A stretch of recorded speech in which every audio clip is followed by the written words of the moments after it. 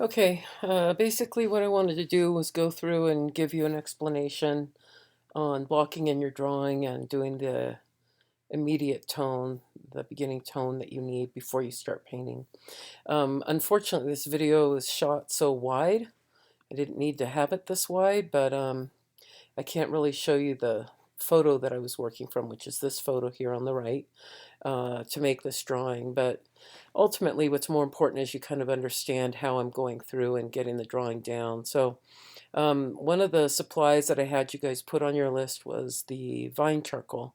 I'm using a Conte pencil, which it's a little bit similar. It doesn't wipe off like the vine charcoal, but you can see I've got my printout of my painting here. I like to work from a printout when I'm drawing it on the canvas and have something close by, and I can't have the laptop really close to where my canvas is and be able to film it. So you can see that what I do is I just block in very simply, and this is at an angle, so the drawing might look a little funny too, but I'm blocking in very simply some of my drawing. As I go through, I'm making some corrections as I get that initial drawing down for the box.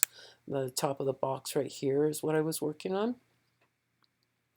And as I draw some of my simple items like the blue vase that's on top of the box here, I'm basically just putting in a sphere initially so I can get an idea of size. I'm going to continue working on that. You'll also see that everything's very simple at this point. It's very much put down to like it's simple shapes, simple contours. I'm not going through and drawing anything extensive right now. You'll also see that like even here on the skull, I've kind of blocked in that overall shape of what's happening with the skull, but the first thing I'm doing is hitting some of the center line so I can go back through and basically construct the skull fairly easily and have it be pretty accurate. So all of my objects are kind of being simplified to these geometric shapes. I tend to look either for a circle or an ellipse, if that's what the shape is, or to look more for like how to draw around. Like in this case, you can see the pear over here on the right, that it has a definite difference between the ball of the bottom of the pear and then the more cylindrical top, and so I kind of marked that in. You'll see that I've marked a little bit of a center line area for where my bottle is going to go as well. And that as I've drawn, I've just tried to draw right through and over things so that I'm not drawing a contour line going up to an edge and then doing the next edge.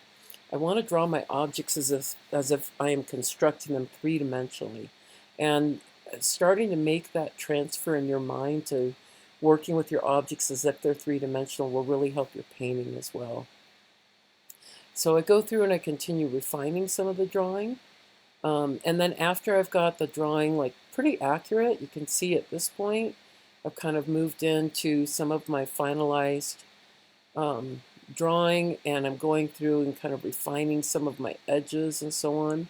And my next step, when I feel like the Conte is pretty much complete, is to go back over all of the lines.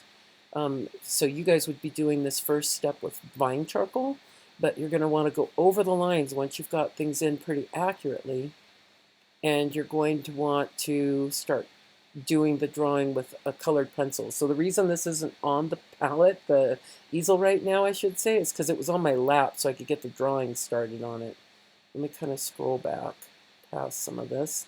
And then as we get here in the middle, you see it comes back up, and you'll notice that a lot of the lines have been gone over with a darker brown pencil at this point. And they're much more finalized in there versus the reddish brown of the Conte. The other thing you'll kind of see is that I don't, like, there's a front edge of this box. I didn't worry about that. That's something I'll hit more when I paint.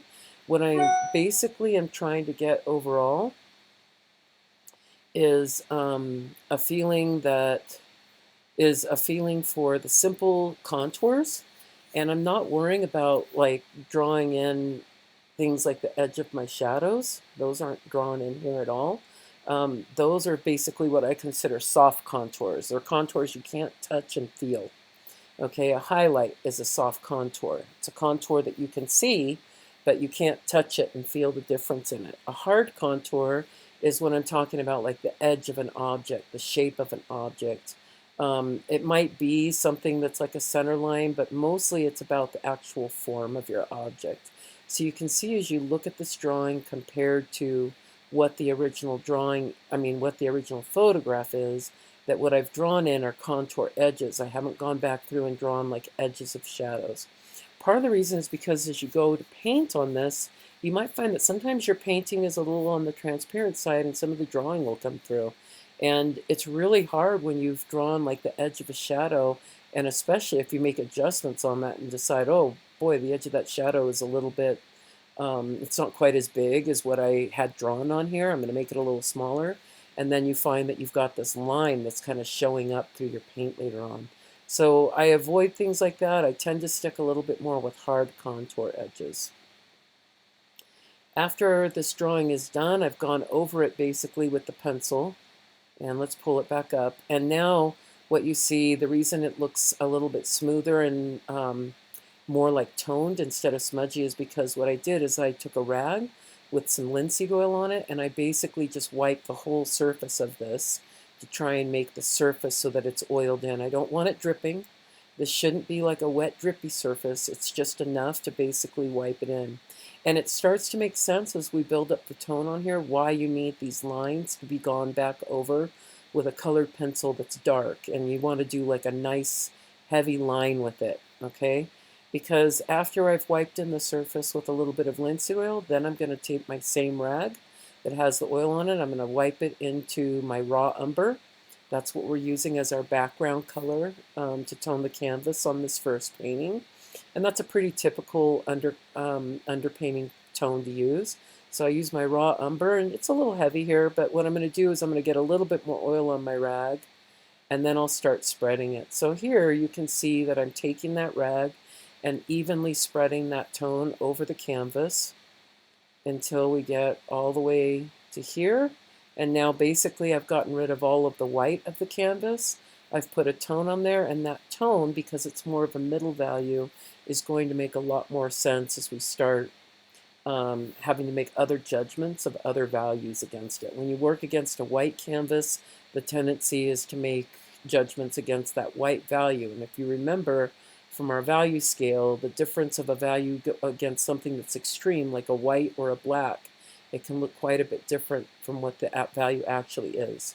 So what we always want to do is start out with a canvas that has some sort of a mid-tone on it as we go to work on our painting. So that's basically my drawing and under basically the tone of that underpainting for this photograph right here.